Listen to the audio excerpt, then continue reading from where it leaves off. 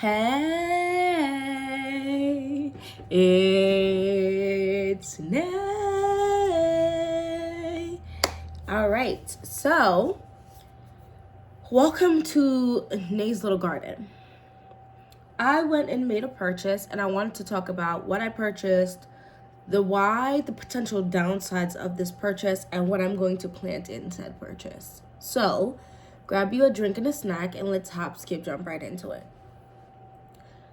So I was on the Epic Gardening website, and I went ahead and purchased their Epic Garden box.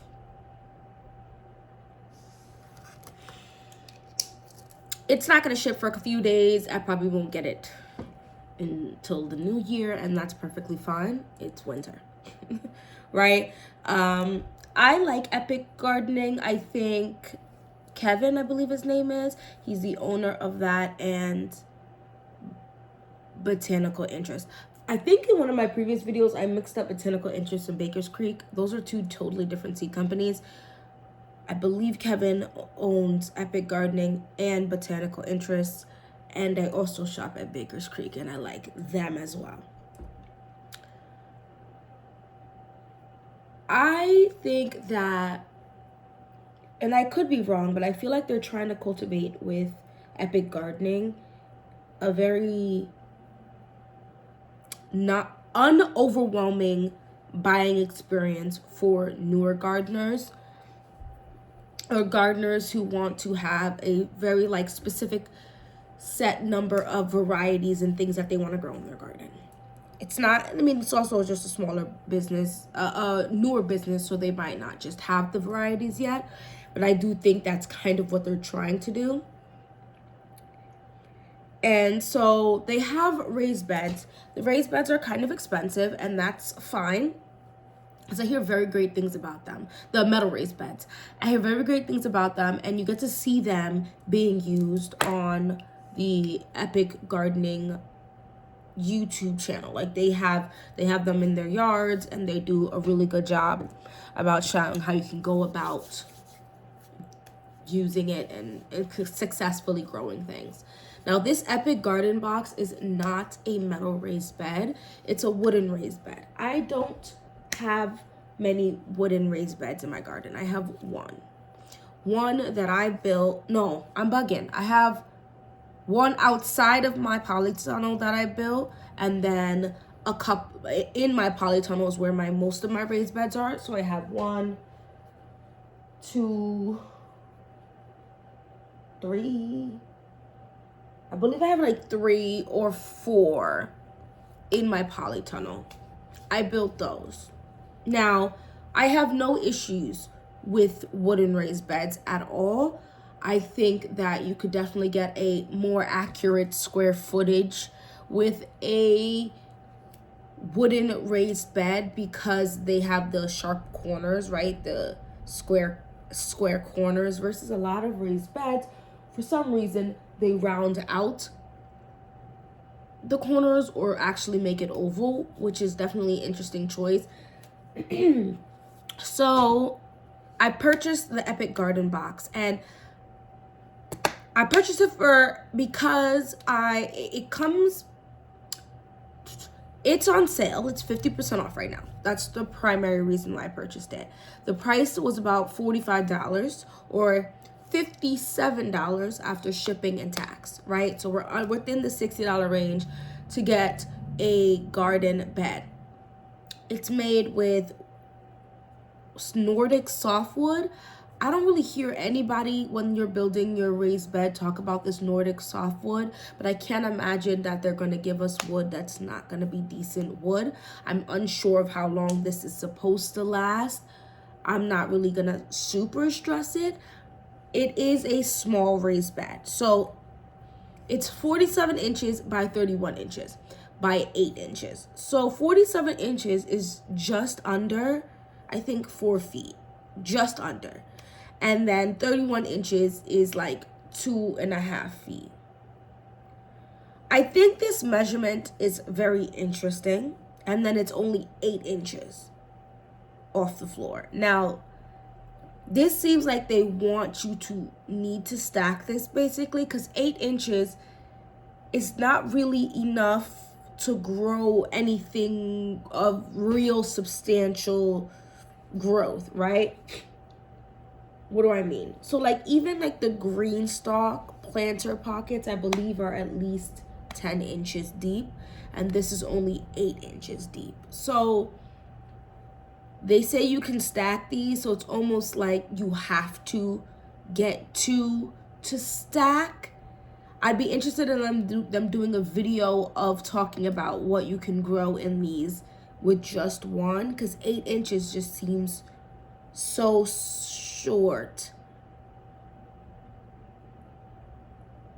But we're gonna see. But I kind of already have told myself I'm gonna have to spend another $57 to just stack it, and then you're gonna have 16 inches, which is more than you really need to grow stuff, but it's not a bad thing by any stretch of the imagination. So I've already convinced myself of it. Now the normal price of this is gonna supposedly be $90. Now this says it's new on the website. I'm not sure how new. So for $90, I wouldn't have purchased this, only because it's basically about 4 feet by 2.5 feet, which is just a small raised bed. Now, I have to do more research on the wood and see the longevity of this wood, because maybe it lasts a good amount of time.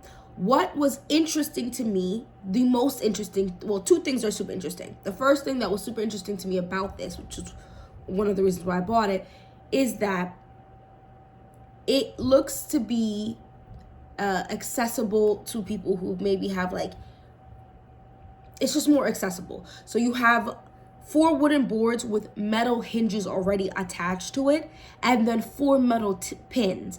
And all you need to do is apparently hammer the pins into this board and you're done.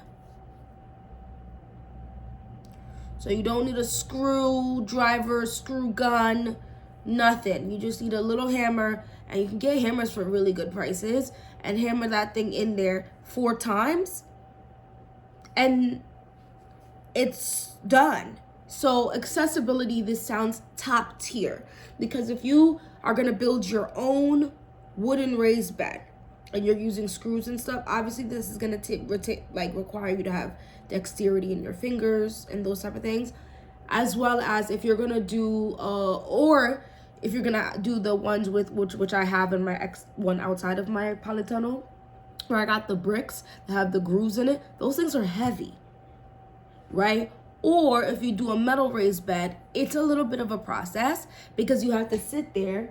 You're getting essentially 4 different what's the word?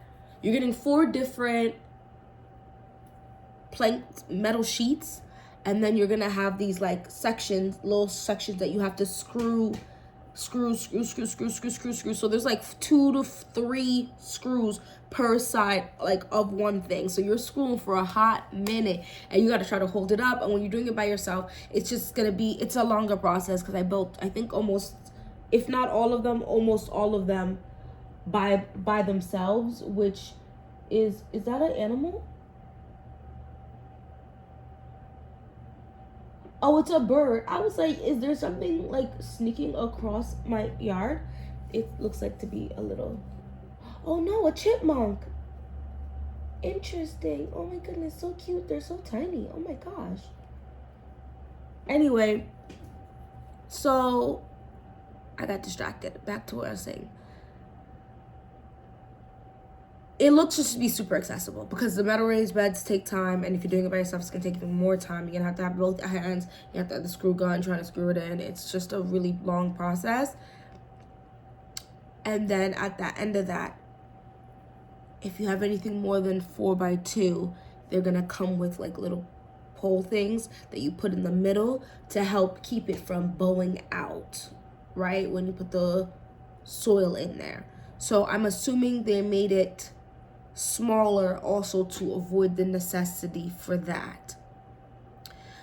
I guess I'm kind of wondering why they just didn't make it a blanket 4x3 raised bed, or a 4 by 2.5, or because this is 2 feet 7 inches versus 2 feet 6 inches or whatever, which I think might just be making it more very personalized to them. So you have to purchase their extra stuff when you want to add things to this, right? And they have a lot of accessories for this, which is a nut. That's the second reason why I purchased this.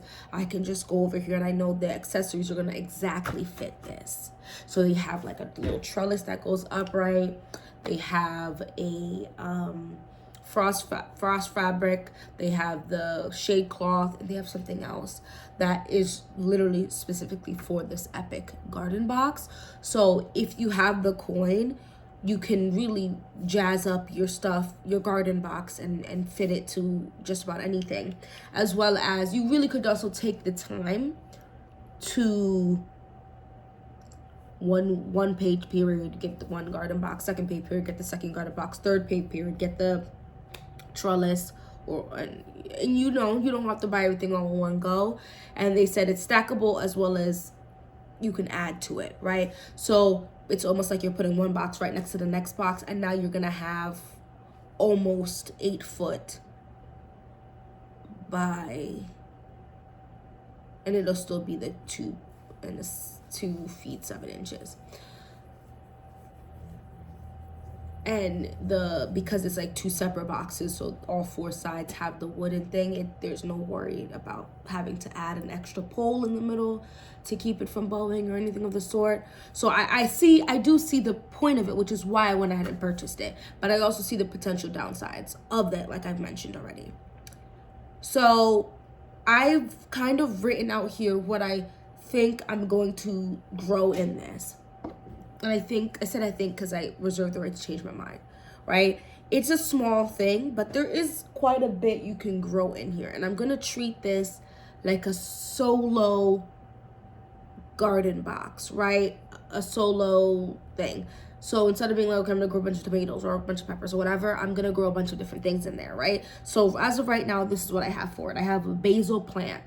I want to grow, I'm not sure exactly what. There's a few different types of basils. So I'm going to pick whatever basil, but a basil plant will be going in here because I will be growing tomato plants. So I'm going to put 3 tomato plants. I'm going to do 1 tomato plant per square foot. I think that with this garden box, I'm probably going to buy the trellis that goes with it and put the trellis. So on this side is going to be the basil. On this side is going to be the tomatoes. I'm going to put the trellis over here so there's something to hold up that side, right? So I'm going to have the basil, a tomato plant, and a tomato plant. Now the basil is getting only 7 inches. So I'm going to keep this pruned very well. So it's getting a pinch more than half of what would initially create a 1 square foot, right? So that's what's going on the first row. The second row, I'm going to put a lavender in the 7 inches area. And then I have nothing right now in that middle one, and then another tomato. That finishes the second one. The next, I'm going to grow 2 bush beans. I have nothing right there in that middle one, and then a pepper plant. And then the last one, I'm going to grow 6 carrots, about, right, 6 to 8 carrots, right? Pepper. In those 2 middle ones, I haven't put anything yet. I'm playing with the idea of just putting in another tomato and pepper plant, but I'm also thinking it might be interesting to attempt to grow something else that's okay with heat, like maybe some type of kale or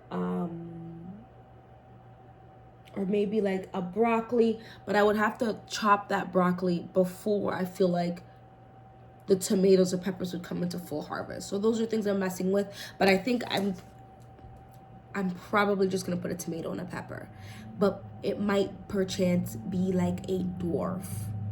I have a video where I'm gonna talk about the dwarfs that I have in my collection that I haven't per se necessarily guaranteed to have already tried to grow them, but they'll probably most definitely be in my green stock this coming year. I think when it comes to something small like this, it feels so small, but it's also not that small.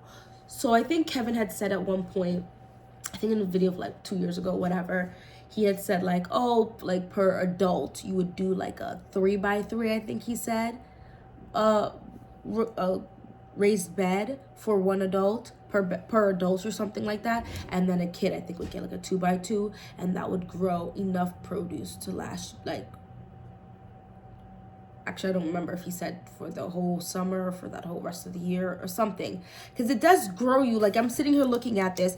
If I put those two things, one tomato and one pepper, that is 4 tomato plants and 4 pepper plants. And remember, these plants are going to get you a lot. And I really mean this. You're not getting 1 or 2 if you're going to have if these plants grow like they should, right? They're not going to get you 1 or 2 tomatoes or peppers. These are going to put you multiple per plant. So that's kind of intense, sitting there like 2 to 4 tomato plants, 4 pepper plants. And then you're going to have 2 bush beans plants. You're not getting 1 or 2 beans per bush bean plant. If it does what it's supposed to, you're going to get multiple, right? And then 6 to 8 carrots in that one 7-inch section, which is a decent amount of carrots, right? Like, honestly, 2 carrots is going to feed my entire family for our little, side of vegetables, because I usually mix 2 things. So let's say we do the beans and carrots, right? So that's going to give you a couple different meals. And then you can obviously replant the carrots if you'd like.